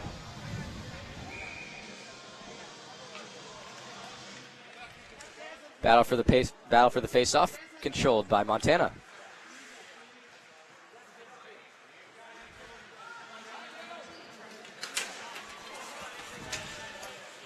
Into the Denver zone, taken away though and controlled by the Pioneers. And a risky pass, turnover in the slot. Rebound goes loose and a stop shot, just right of the post. Almost a lethal turnover there, as John Eanser somehow just whiffed on a pass and it almost went 5-hole on his own goalie. Boy, that would have been one way to tie up a game for the wrong team.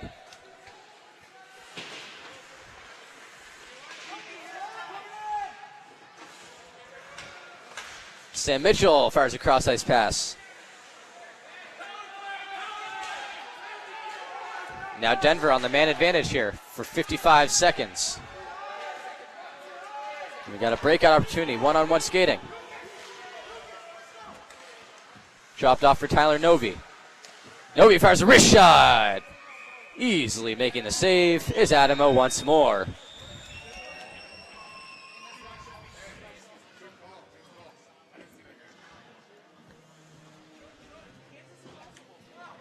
And Cole, as we were saying before, the action got exciting. Abbott, 10 minutes in the box for unsportsmanlike conduct, and he's essentially done in this game. He'll be back with 30 seconds left, but again, a whistle has to be blown for him to even come back to the bench. Face-off controlled by Cesar Soto, and he's going to drop it off. Soto gets right back at the point, and he holds on to it. Soto puts it down low, and a shot from a bad angle. Once more, Adamo with the save. And again, the Montana crowd applauds the effort. Well, the Montana crowd has every right to applaud Adamo James. This guy has been phenomenal net, only allowing 2 goals. Slap shot from the point, deflected, rebound still loose, and it goes all the way out. Back up to the point it goes. Tyler Smith. Smith finds Soto. Soto decides against the shot, and he'll bank it down low. Denver beginning the cycle here. 5 seconds left on their power play. They need to make a decision quickly as Cesar Soto leaves it down low. Centering pass across ice over to Bradley Conover. 5-on-5 skating. Conover's shot's blocked down in front, and Denver's able to clear the zone. And Cole, I meant to be saying James Adamo. I read it wrong. I was getting so excited going fast. James Adamo, my bad. My bad to the Montana Tech fans watching this game. That's my own fault.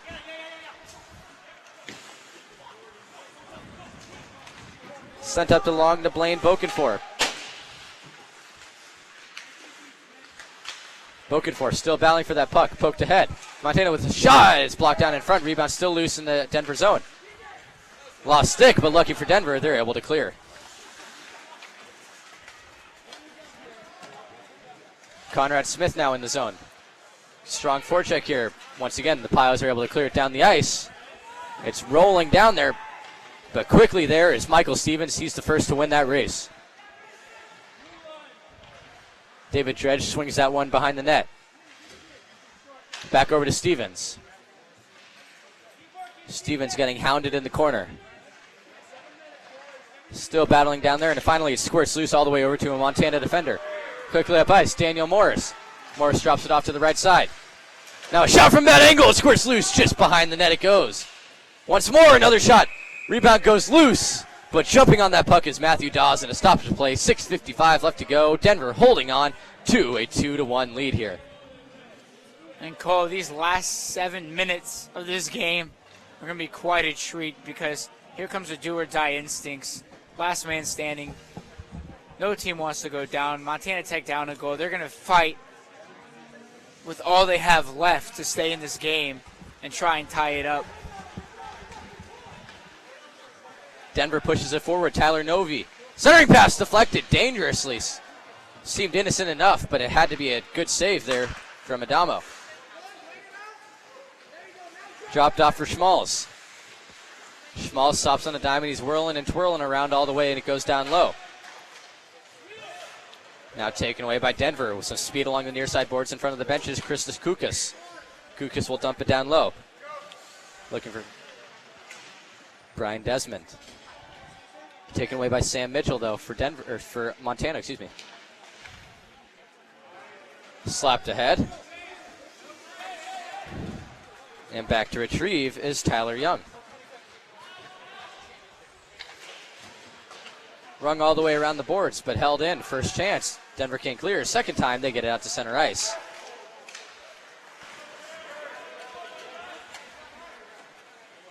Torrey McKellar's shot goes wide, and around the boards it goes.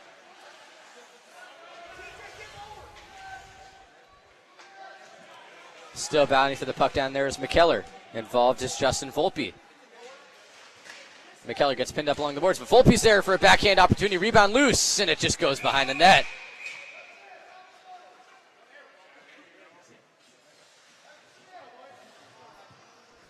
And the whistle is blown as the net once more is knocked off its pegs. A little bit of pushing and shoving. Nothing too big going on there. 5:32 left to go in the third period. 2-1 is the score. Denver leading Montana Tech in a tight game. It's been tight all the way through. Montana Tech was the 5 seed in this game. Denver 8 seed. It would be an upset.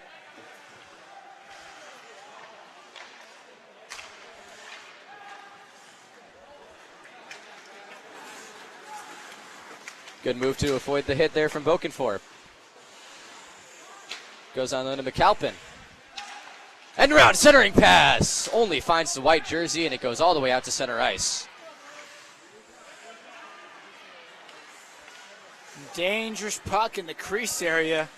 If you're Denver, you got the 1-goal lead with only 4:50 left in this game. You want to hold on as long as you possibly can. 4:45 left in this third period. Montana Tech desperately seeking that 1 goal to stay alive and keep the hopes for this season going. Chipped into the Montana zone, controlled by Jake Sharon. Now an icing is called on Montana, so the faceoff's going to come all the way back in front of Adamo with under 4.5 left to go in the period. Joe, in a game like this, essentially a Game 7, when do you foresee Montana pulling their goalie if it's a one-goal game? It's a one-goal game. Montana has not been getting a lot of offensive pressure. Cole, it's hard to say. I think they wait till about the 1 minute mark. I don't think they do even it if it's a Game 7? Yeah. Because, I mean, do or die, you got to be a little more aggressive, you think. I say 111, Cole. That's my take. That is very exact. Have me thinking that you've been talking with the coach earlier.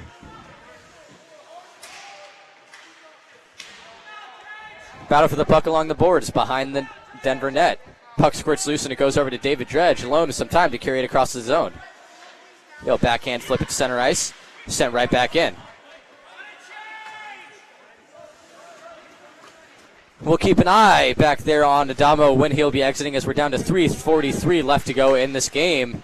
Montana still trailing by 1.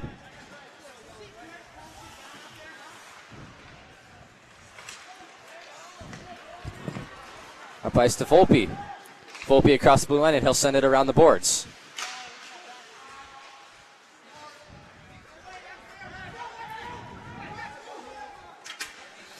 Conrad Smith. Smith's impressed me this game. Essentially just his deceiving speed. He's 6'3", but he's outskated a lot of people on the ice today. Well, Cole, there's nothing more dangerous than a guy who's 6'3" and has speed. Regardless of the sport you play, whether it's basketball, football, and hockey, especially the more physical sports. 3 minutes left to go. We're going to have a face-off in the Denver zone. 2-1 is the score. Cole Feimlin alongside Joe Constantine in this thrilling third regional game here for the West Conference. Cole, if these games are this exciting now, I can't imagine what's in store for tomorrow's do or die games or even the national tournament. Fantastic hockey being played. Let's not forget the national tournament being held in Salt Lake City this year. That's why Utah got an automatic bid to it. ASU Division II, the other team that got an automatic bid from the West Conference. 7:15 puck drop. ASU Pack 8, Utah State. That might get pushed back if you have overtime here. Cole, one of the most exciting maneuvers in hockey is the pull of the goalie. And one of the most exciting things in sports is playoff hockey. That's 2-for-1 special, Cole. We might see it. Gotta love 2-for-1s. That's what I'm saying, Cole. It's like the shampoo conditioner combo. Why buy both? It is nothing like that. It is. The 2-for-1, Cole. That's exactly what it's like. That's more of a sham, I'd say.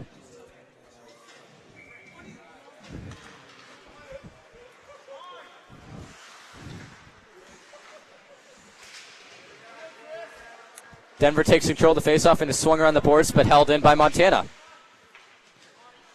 Now McAlpin pinned up along the boards. 2:40 left to go in this game. McAlpin comes out with it, and a wraparound opportunity. Rebound loose.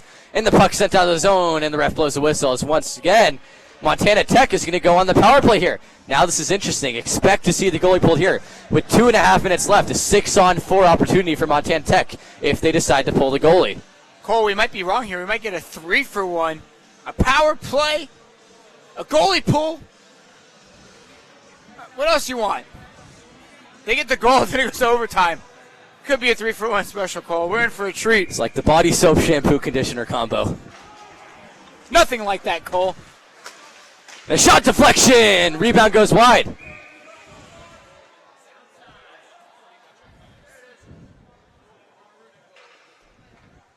We got a stop to play here. Don't believe there is a penalty called. Just the faceoff will be coming outside of the zone due to some incidental contact with the netminder. So they left the goalie in the net here with 2:27 left to go and a minute 54 left on the power play.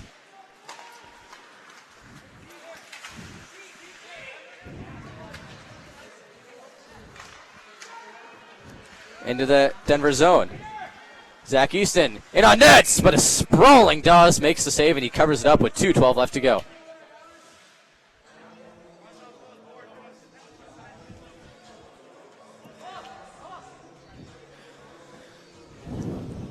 Adamo takes a glance at his bench, gets the signal, decides to stay in net right here. Still 2:12 left to go. Face-off won by won by Montana. But Denver's able to get to it, and they clear the zone. A minute 30 left to go on the power play.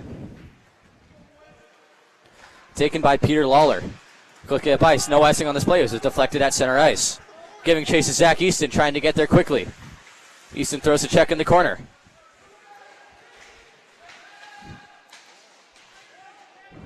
And the puck gets to Easton. Up to the point! But an errant pass squirts all the way down. Tough break there for Montana.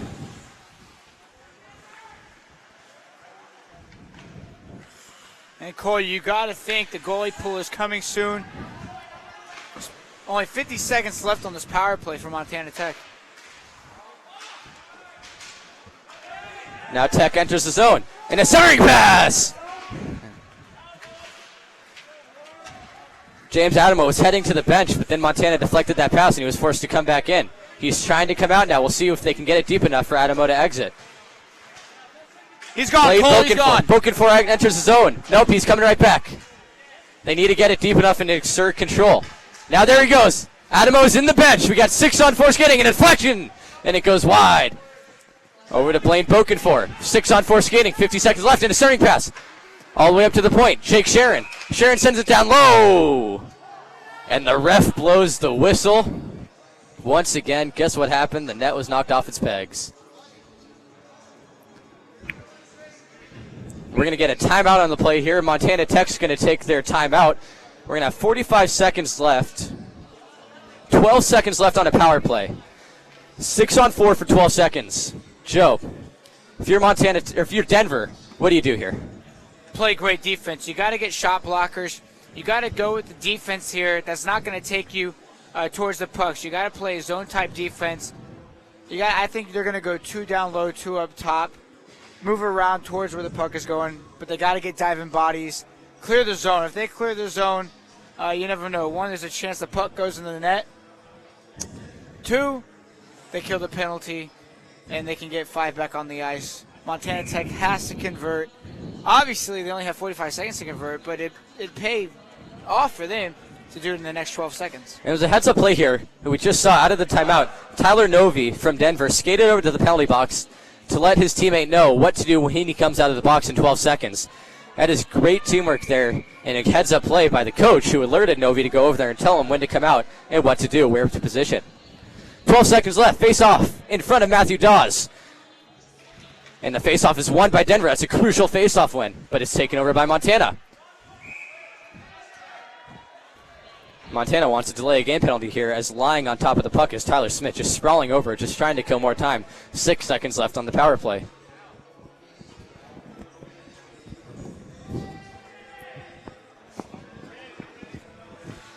And Cole, that net down at the other end of the ice is empty for sure. I don't think you're going to see a keeper in it the rest of this game, unless Montana Tech can score. Battle for the faceoff. It's won by Montana Tech down low. Penalty time expired. Now we're back to 6-on-5 skating. Edward Schmalz. Schmalz gets rid of it back down low. Now in on dead, an opportunity. Puck still loose. The puck is loose, and again the ref has to blow the whistle due to the net being knocked off, as there's a dog pile in the crease, and on the bottom of that is Matthew Dawes. And that's the 3rd time this game, Cole. Montana Tech with a loose puck near the crease, going out to the slot in the post. Comes off its pegs. Killer for Montana Tech, killer.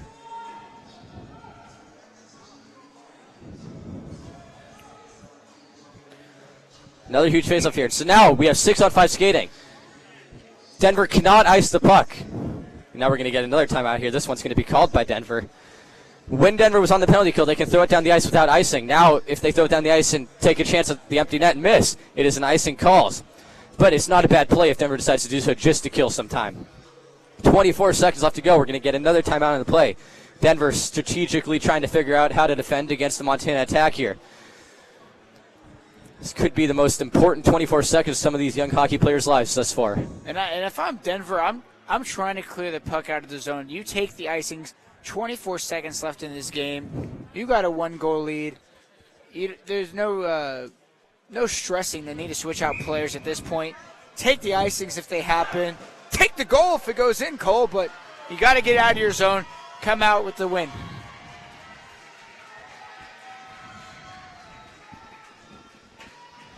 In to take the draw for Montana Tech is Blaine Bokenfour, but it goes to Denver. Swung all the way around the board. It's going to be held in here by Peter Lawler, and he'll send it right back down low to Sam Mitchell. Now shots deflected wide. Mitchell giving chase. 10 seconds left to go. Mitchell sends one on the net. Deflected down low. Puck's loose in the crease. Sprawling goalie. Bodies all over the place. The puck's behind the net. 3 seconds left. And the whistle is forced to be blown again as Matthew Dawes lost his helmet. And when that happens, it is necessary to blow the whistle no matter where the puck is. 3 seconds left. An A1 opportunity for Montana Tech, and they could not convert.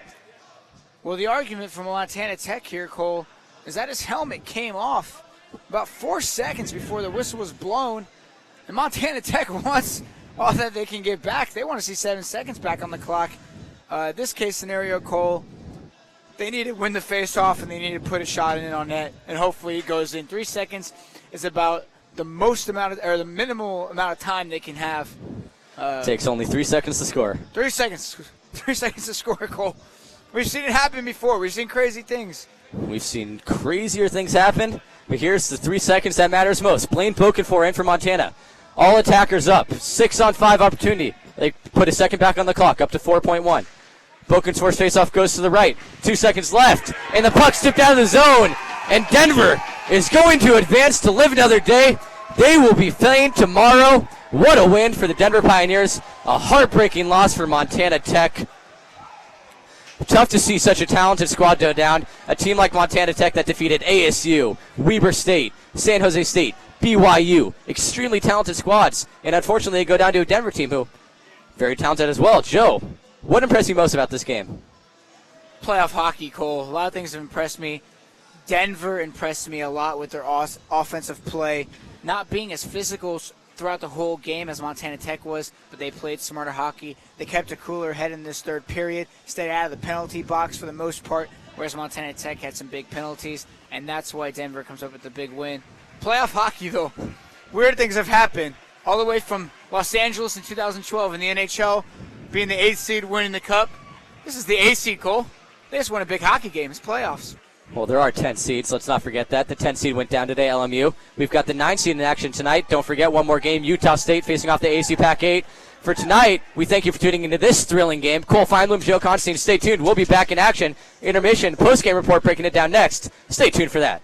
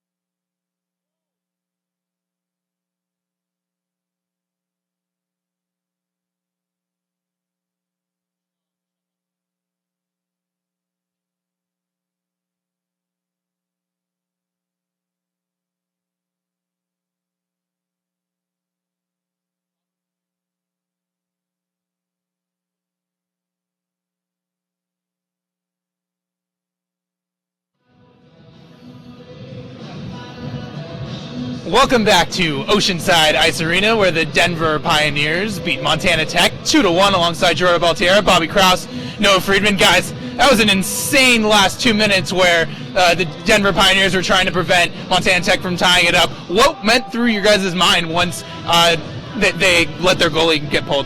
I can't believe that puck didn't end up in the net. There were so many opportunities for Montana Tech to score that goal. The puck was laying in the crease, literally no one touching it. And it just sat there for, it seemed like, for ages, and no one could get a stick on it. I'm really surprised that Denver got that early goal in the third period and then just committed to, using a soccer term, park the bus. They just wanted to let Montana Tech come at them wave after wave and say, you are not going to beat our goalie, you're not going to beat our defensive system. That was an overall great period of play for Denver, and that's a tough one to swallow if you're Montana Tech. Yeah, Matthew Dawes, he's the star of the game. goalie for Denver, did a great job. At one point, it was 6-on-4. There was 25 seconds left on the power play for Montana Tech. They couldn't capitalize. And Denver, just great defense throughout the whole game. You saw it right there, last 2 minutes, 6-on-4, 6-on-5. And the puck didn't go in the net. Unbelievable. It was an insane number of events here, but that'll be all for this game as Denver once again defeats Montana Tech 2-1. But up next on Cronkite Sports, it's the ASU Pac-8 team. They will be taking on the Utah State Aggies. But right now, for Gerardo Baltier, Bobby Krause, Noah Friedman saying so long from Oceanside Ice Arena, but keep it locked here on Cronkite Sports.